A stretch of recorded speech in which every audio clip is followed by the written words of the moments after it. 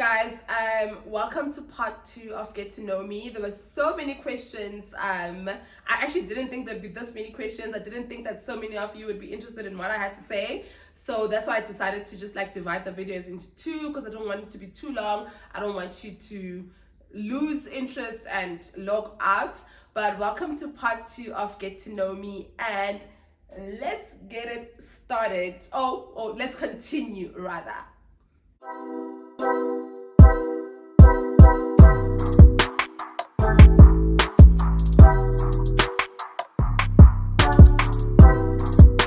So the question I left off was, did I breastfeed or only used formula? With Alwande, there was no option to breastfeed because as I said, you guys, I gave birth when I was still in school. So I remember I gave birth on a Monday, and the following Monday I had to go back to Pretoria to go write exams. So I've always known that I was not going to be able to breastfeed. So my mom got me these pills that just burns up your milk. So I did that, and she was on formula since birth. Okay, and then with Milani in 2020, when she was about 3 months, I got burnt. It was a water burn, and I had to get rushed to the hospital. At the hospital, it was around when hard lockdown was still on in 2020, so only no one could come in with me. So I went in by myself. My friend just dropped me off at the emergency room, and then I went in by myself. So I was in a lot of pain, and the doctor gave me an injection to calm the pain down, only to find out by that injection actually one of the side effects is to just burn milk if you are breastfeeding. Unfortunately, the doctors didn't know that I was breastfeeding. They didn't know only later when they opened my file, because I went back to the same hospital I gave birth at. Then that's when they saw that at that time the damage had been done. I wasn't too sad about it because breastfeeding is not something I enjoyed. I didn't enjoy breastfeeding. So when that happened, I wasn't sad about it. So I was just okay, cool, keep it moving. And then I put Milani on formula. Something I regret doing because, wow, milk is expensive. But the up of that is that I can drink wine whenever I want to. What is your biggest goal in life? Wow. I don't know. I don't want to sound corny and say, oh, my goal is to be happy. But my goal is just to have money, be comfortable, and just be happy. Honestly, I don't like working. I think I've mentioned this before. I don't like working. I don't see myself being a CEO of any company. I don't want to sit at nobody's table. I don't want to have a seat at nobody's table. I don't want to be a manager. I don't want to be a CEO. I don't want none of that. So I don't have a professional goal. In terms about, some people oh, I want to be a CEO. I don't want none of that. That's none of my goal. I don't see myself working, I know I have to because life, but it's just not something that I enjoy doing. But I honestly just don't want to sound corny, but I just literally just want to have money without working for it. And just be happy and just raise my kids in a wholesome environment. I would love to go live in a farm, but one of those modern farms. And I feel I'm slowly, I'm moving away from the city. When I came to live in Joburg, I first lived in Cosmo City. Then I went to go live in town, in downtown Jozi, and I lived there for 5 years. And then I moved from there when my ex and I broke up. I moved to North Riding, and I lived in North Riding for maybe another 4 years. And then now I'm in the West. So I feel I'm slowly moving towards my goal. I don't like the city life. So my goal, I guess, is to just raise some wholesome kids in a wholesome farm with my wholesome man. It sounds so corny. Which university did you go to? I went to TUT, Tshwane University of Technology, main campus, baby. I would like to know, why is your big daughter not involved in the kitchen that much? Cooking for the family. Girl, me too. I like to know too. She's not involved. She only washes the dishes in this house. But I have to say, it's not all her fault. I grew up, I think the first meal I cooked, I think I was 7 or 8. I grew up where I was basically a domestic worker at home. I had an aunt who was not so loving, borderline abusive, and she used to make me work. Like when my mom was not around, she used to make me work as a child. I did not have a childhood. I couldn't go play outside. I had to come back from school and wash tons and piles of dishes. I had to cook at a very young age. I had to do her laundry. You know what? That's another conversation. But growing up in that manner, I made it a thing that my kids will not have to do chores. Like, I don't care if Alwani doesn't know how to cook. I don't care if Alwani doesn't know how to clean. Like, my children will live a soft life. Even if it's I wouldn't say to their detriment. I don't feel like I'm spoiling her by not making her do things. If one day she decides she wants to learn how to cook, she will, if that's something that she wants to do, she wants to do. But I don't want any of my children to feel as if chores are what makes them. So I think for me, the way I was raised has shifted and has played a huge role in how I parent, and I just don't want my children to work. I know that, to survive, she'll have to know how to cook or whatever, but that's going to be her decision. She's gonna figure it out. Like my sister didn't grow up like me. My sister only learned how to cook like a few years ago, and she's doing well in her life. So I just feel like being domesticated and learning house chores don't determine what kind of person or kind of life you're gonna have. So I don't mind cooking. I don't mind doing the things that I need to do in the house. I'm the mother after all. She can help now and then when she wants to, but that needs to come from her. I hope that answers your question. What does success look like to you? I think I covered that in the goals. Success for me is literally just having money that I didn't really have to work hard for. And I know with someone might be like, oh, it's so unrealistic, and maybe it is, but honestly, I just want to have money I didn't work hard for. I want to live in a farm, and I just want to raise wholesome kids and be wholesome myself with my wholesome partner. That is what success looks like for me. Which high school did you go to? Where were you born, and when is your birthday? I was born KwaMashu in Durban. If you're from KZN, it's a township in Durban. I was born KwaMashu. When is my birthday? I'm glad you asked, Knox. My birthday is next month. It's on the 14th of July. Please don't forget that date, please.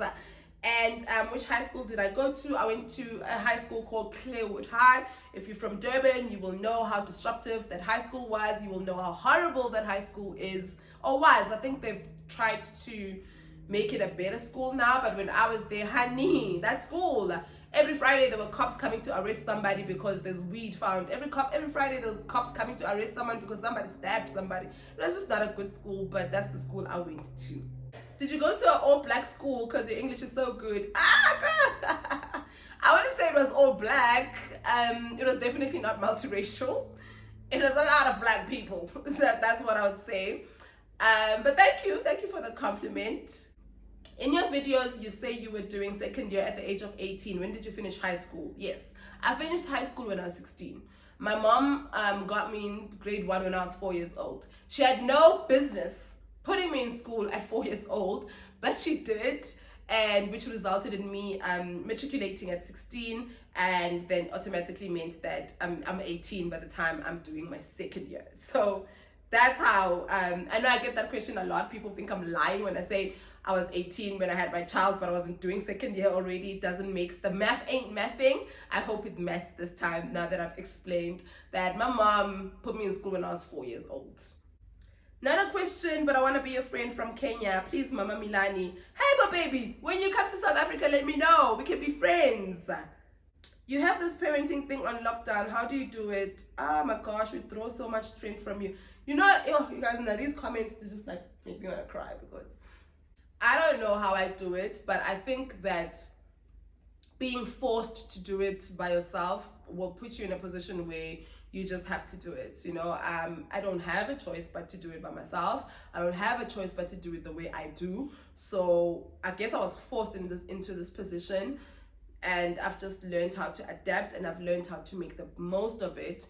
the beginning, the first 3-4 months of the year were very, very hard for me, and I've had to sit with myself and just like tell myself about, Amanda, this is your reality, this is your life, and it's not about to change, and it's either you fit in or fuck off, you know. And I had to fit in because I've got children, so I'm forced to do it the way I do it. But I guess I don't know how to answer this question, but accepting my reality has helped me get to the point that I'm at when it comes to raising my kids by myself. Okay, I want to meet you someday. Where do you live? I live in the West Rand. Why don't you want another child? Like, have you always wanted 2 kids? I've never really pictured my life growing up with children, but I have my children, and I feel like, okay, cool, they're God given, and I'm happy with them. And the reason why I don't want to have another child, so me not wanting to have another child is almost the same as the marriage thing. Is that I'm not against it, but I'm scared of having another child, because you know what, when one man fucks you over, it's like, okay, cool. But when 2 men do the exact same thing to you during your pregnancy, I can't help but to take it personally. I can't help but to start thinking and believing that I'm not meant to have support.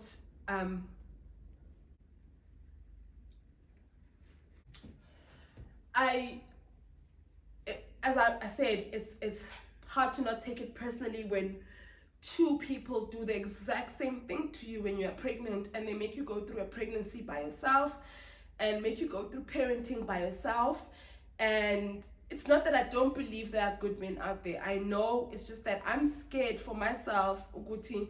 If 2 men can do that to me, what's number 3? You know, like the 3rd one also to do that to me. So I protect myself by telling myself that I don't want more children, when chances are I do. Like, chances are I would like to be pregnant and have the support of my partner. I'd like to go to doctor's visits with my partner.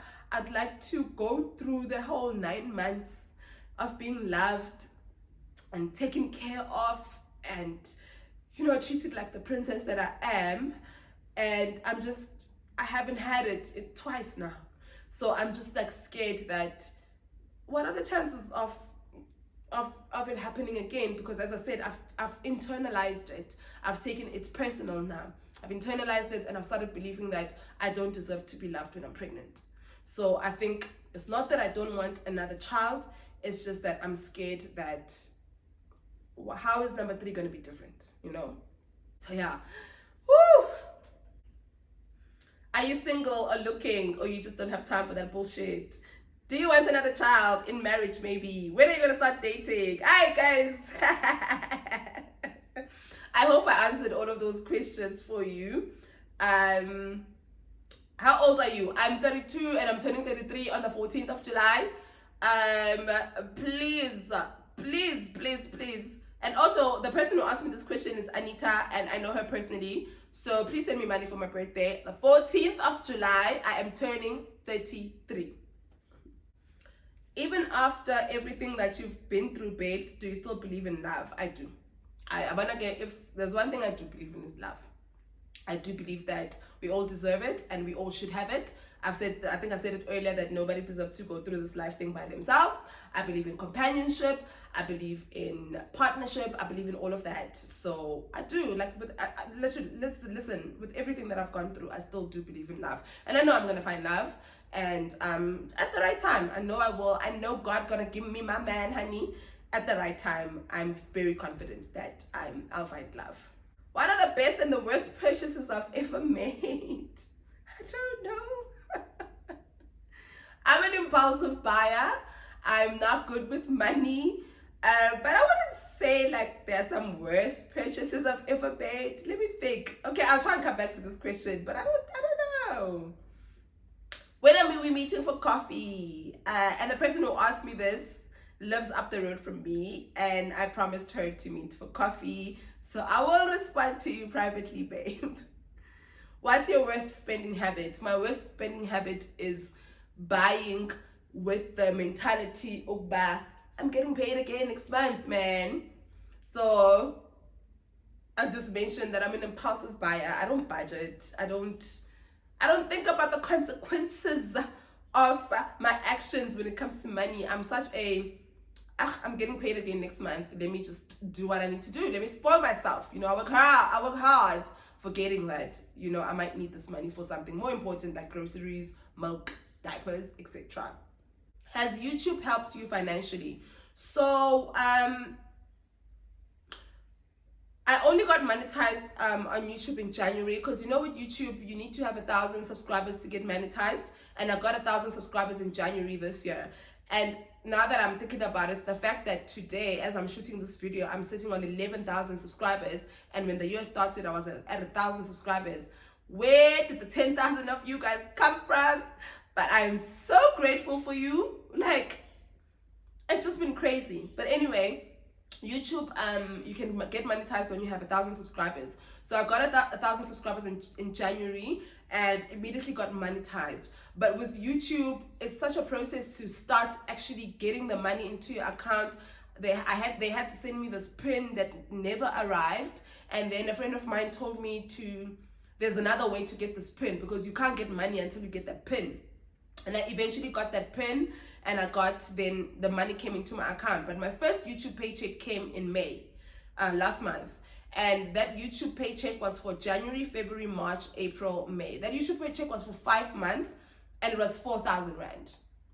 So at that time, my views were not that many. So maybe that's why, because if it's 4,000 Rand in 5 months, so that means it's just less than 1,000 in a month. But I do believe that because my views were not that hectic, maybe that's why.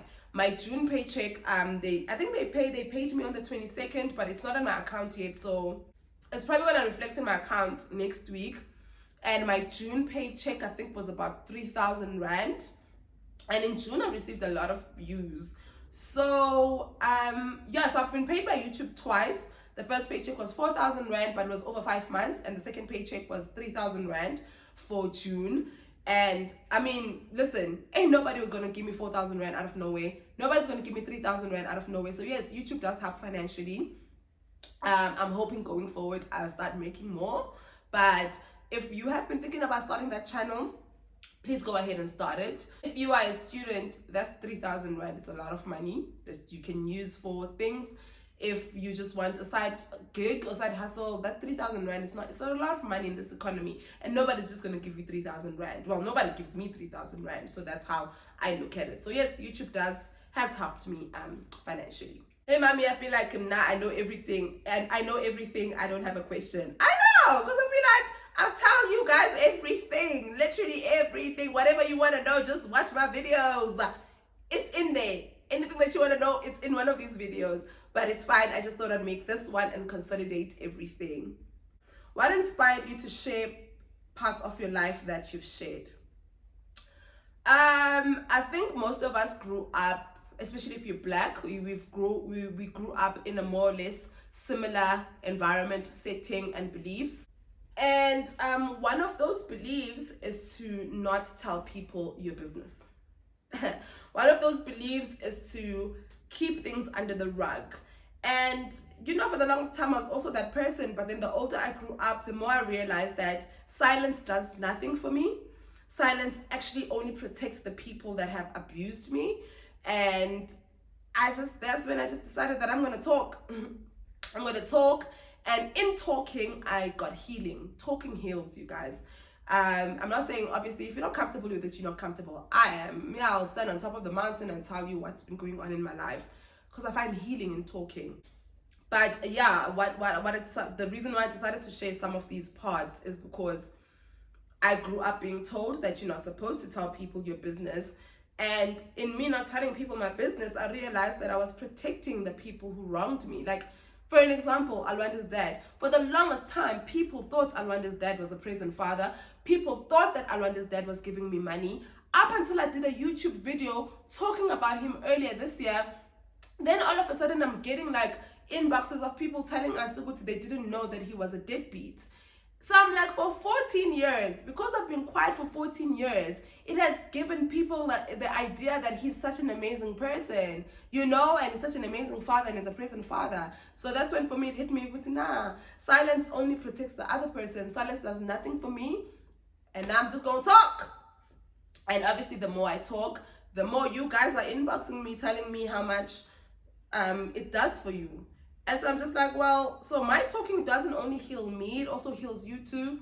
Why not? I have no shame in the things that I've been through. I have no shame in being a single mom. I have no shame in having deadbeats. I have no shame in having to go through all the stuff that I've gone through. So since I don't carry the shame of it anymore, I'm just gonna talk about it. And as I said, in talking, I've found so much healing.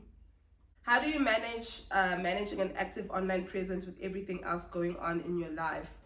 I think because my job, I work as a social media manager also. It's easier for me. So when I'm doing work for a client, I remember, let me just also do work for myself too. Number two, also for me, YouTube is an outlet. YouTube makes me happy. Talking makes me happy. Recording the moments in my children's lives make me happy. So I will always find time for the things that make me happy. How is it being a single parent? Because while we do it so well, being a single parent is hectic. Being a single parent is trash. Being a single parent takes so much out of me. But as I said earlier, it's my reality. I've had to accept it. And I mean, I love my kids. I'll do anything for them. But if we're going to be honest, being a single parent is hectic, you guys. Like, I wouldn't wish it on my worst enemy. Well, maybe I would. I don't know. But being a single parent, oh wow, and the next question, are you really coping? No. I'm not coping, you guys. I know sometimes, like, a lot of you say I make it look easy and I make it look good or whatever, but I have, more often than not, I'm having breakdowns. And luckily I've got support. Whether it's my other mommy friends, or it's my sister, it's my family, or my friends in general. I do have support, so that helps a lot. But if I'm going to be honest with you guys, I'm not coping. But I mean, I have to try my best, and that's all I can do at the moment. What age did you have both babies, and how did your family feel about it? I had Alwanda when I was 18, and I had Milani when I was 30. And both times, funny enough, my family was excited. Oh, Alwanda, I think the reason why my family was so excited, my mom, it was going to be her first grandchild. My grandmother, it was going to be her first great-grandchild. Yes, they were disappointed because I was still in school and I was young, but they didn't make me feel any type of way about it, and they supported me throughout. When I told my family that I was pregnant with Milani, 12 years later, my family, if they could, they probably would have thrown a party. Because the first thing my grandmother said to me was just like, oh, finally. And I just thought, what do you mean finally? She's just like, having one child ain't it, babe. Having one child, your children need siblings. And even my mom was extremely happy that she was about to be a grandmother again. And yeah, so yay, electricity is back. So both times have been welcomed. My kids have been welcomed in my family's life. How are you doing currently? Sending you love and peace. Thank you so much. Thank you. How would you feel if Alwanda starts dating? You know, I obviously, you want to protect your children for as long as possible, and you want to keep them away from things that will hurt them. And we all know that dating will hurt you, but there's nothing I can do. All I can do is support her and make sure that she knows that mommy's here. Should she find herself in an uncomfortable position, she knows that mommy, you can call mommy to come fetch you. Yeah, you're going to be in trouble when you get home, but I want my children to always know that whatever situation you find yourself at, mom, call mom. Even if it's 2 o'clock in the morning and you're at a party that you're not supposed to be at and you're feeling uncomfortable, call mom. Mom will deal with you at home, but I always want my children to know that they can call me. So same as dating, there's nothing I can do about Alwanda dating. At her age, I was dating, but I mean, obviously dating for me back then and dating for her now is not the same. Dating for me back then was literally just holding hands in school. But if she does start dating, then, you know, I just hope that she's comfortable enough to tell me whenever she's not okay or whenever something happens. What have you learned about yourself in the time you've lived with both your children? I have learned that I'm resilient. I have learned that I actually am way more patient than I thought I was. What I've learned about myself this year is that I'm actually quite resilient, and I'm samuntu. Actually, what I've learned this year, I'm samuntu. I'm not scared of anybody. I never thought that I would ever be able to sit in the same room as Alwande's father. But I did it this year. And I did it with such poise. You guys should have seen me in court. I was just like, I looked like I had it all together. But yeah, like I'm someone. That's what I learned. Have you always been an outspoken person? I admire that about you. I think I did mention, yes, when I realized that sweeping things under the rug to protect other people is a scam, then I started, I think I started being outspoken to rebel against the system of women having to sweep, to keep quiet about their problems. And the more I did it, the more I realized, my man, talking about your problems is where it's at. So yeah, for as long as I remember, I think when I was 21, I got into a very serious relationship that lasted for like 5-6 years, and me and this person lived together, and it was really, really hectic. But then he was physically abusive. In his abuse, I didn't leave immediately, but everyone around me knew he was abusive. And I know that abuse is one of the things that you're not supposed to talk about, especially if you're still with that person. But everybody knew he was abusing me. I just didn't leave, but everybody knew. So I think it's then when I realized, well, no, man, talking helps. And I think another thing that I didn't want my ex to kill me and then at my funeral talk about how much he loved me and how much of an amazing life he had. I always wanted people to know that if I die and I die at the hands of this man, y'all need to know that what time it was. I don't want him coming to my funeral and acting as if he was the perfect person, because I've seen it happen. I've seen people being so horrible to human beings, and then unfortunately that person dies, and then I go to that funeral and be like, oh my gosh, my mom was such an amazing person. Where when you were abusing them? Where when you were beating them up and talking shit about them? So I think for me, I've always wanted people to know that if anything happens to me, it's this man, and he's not allowed at my funeral, and if he ever talks making it seem as if he was there for me or he treated me well, it was a lie.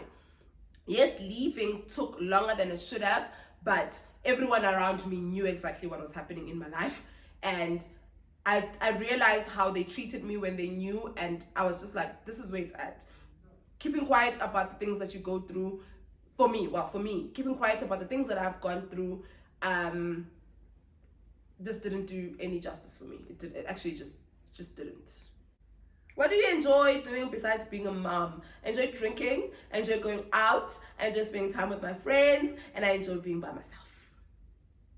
Do you ever feel you're overexposing your kids, especially the older one? No judgment. No judgment taking, Zama. I've gotten this question before. What you guys don't know is that Alwande actually had a YouTube channel last year where she spoke about everything that I speak about.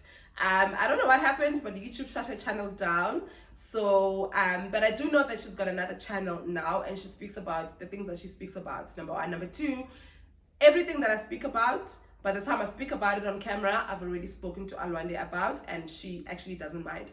And funny thing is, the other day she was telling me about how much people at her school, her friends at her school, love my YouTube channel. So that for me shows that she's very much okay with me sharing what I share, and she even shares it with her friends. So Alwande and I do have a very close relationship when it comes to, I don't do or share anything about her that she doesn't know that I will. So I speak to her about everything that I'm going to record, everything that I'm going to be shooting. We have conversations. Are you okay with me talking about this? Are you okay with me talking about that? And more often than not, she's okay. There are things that she'll tell me that she doesn't want me to talk about, and I respect that.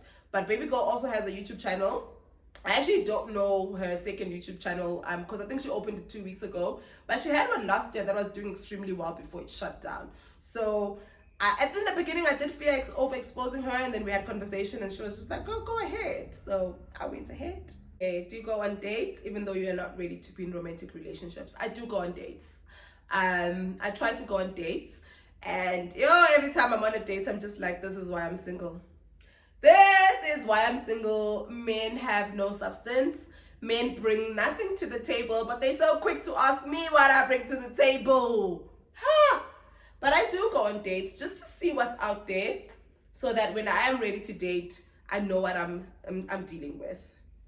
When you gave birth to Alwande, how many years were you, and were you still at school? If yes, what grade? Answered that I was 18 and I was doing my second year. Which country would you move with your girls? Would you move to with your girls? I don't know. I heard there's an island in Kenya, I think, where it's just women and it's women run and it's run by women and only women live there. I'd love to move there with my girls. It would be nice. I actually haven't thought about that far, but I do know that Alwanda wants to move to South Korea. She probably will after matric. I don't know, but I haven't thought about that. Actually, that's a nice. I should think about that because South Africa ain't it. If you can't get through to the child, what alternatives do you use? I outsource help. I ask my mom, I ask my sister, I ask people who've been in similar situations to please like maybe talk to her so I can get Alwanda's perspective.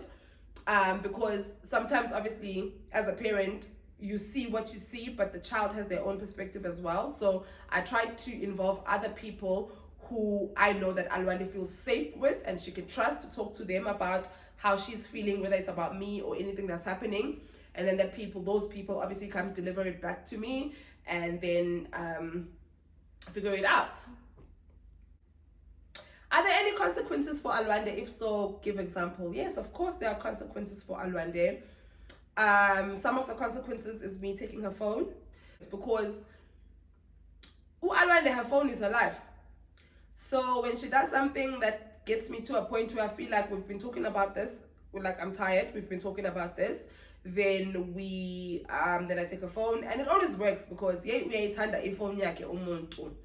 feel like with Alwande, like when it comes to discipline and stuff, I don't discipline my children. Like we talk, I want to have conversations. I grew up in discipline where we were disciplined, and it just did nothing for me except make me fear my parents, and I don't want my kids to fear me.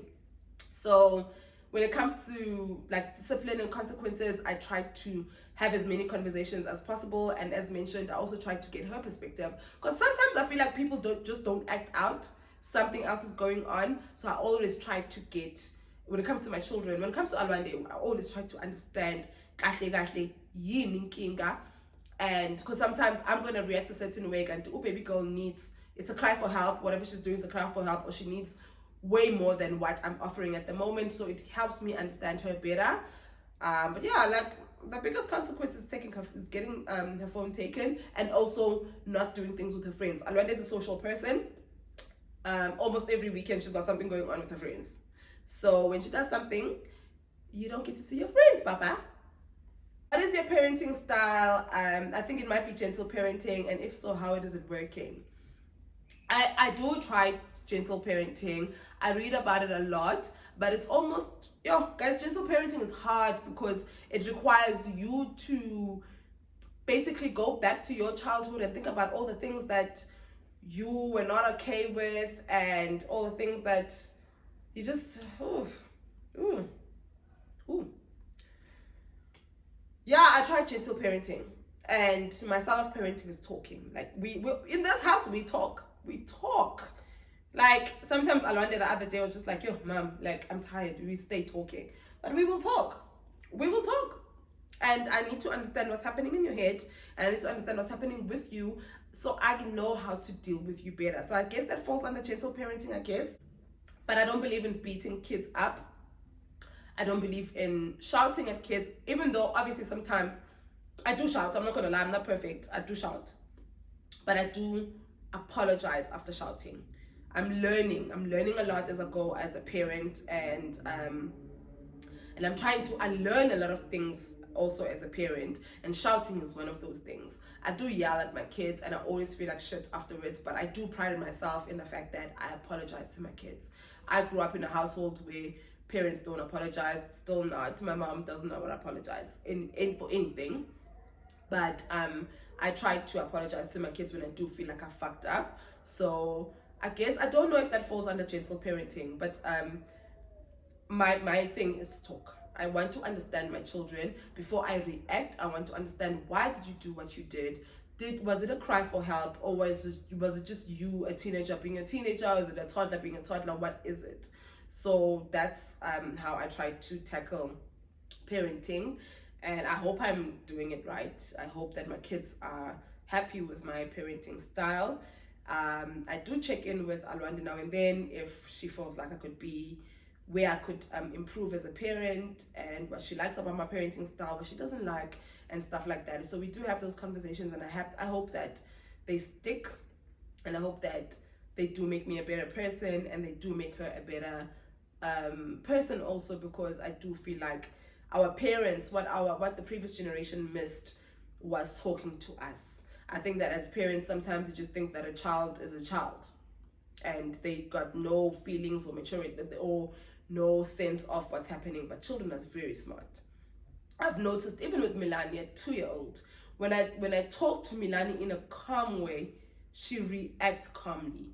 But when I get heated, she also gets heated. So it's things like that for me that makes me realize that kids from a very young age are smart, and they know exactly what's happening. So yeah, I hope that answers your question. My last question, the last question I have is from a friend of mine asking when we're meeting, hey, Snetlaitla, inbox me, like, WhatsApp me, let's meet, hook something up. But that is it, you guys, from part 2 of my get to know me. I didn't think this was going to be this long, because I didn't think that so many people cared to know anything about me. But you guys do, and that makes me feel so good.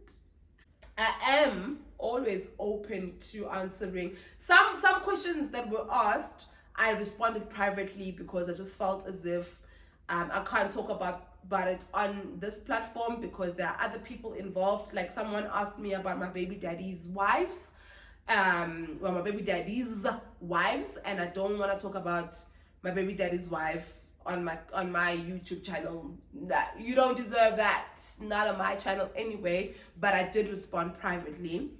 So if you do feel like maybe I know I didn't miss a question, that's for sure. But if you feel like maybe there's something else that you want to ask, you are more than welcome to DM me privately. I will answer you, and we will have a fact chat about it if you want to. But yeah, I didn't think that so many people would be interested in what I had to say. So thank you guys for boosting my ego. Thank you so much for watching, and I will see you next time.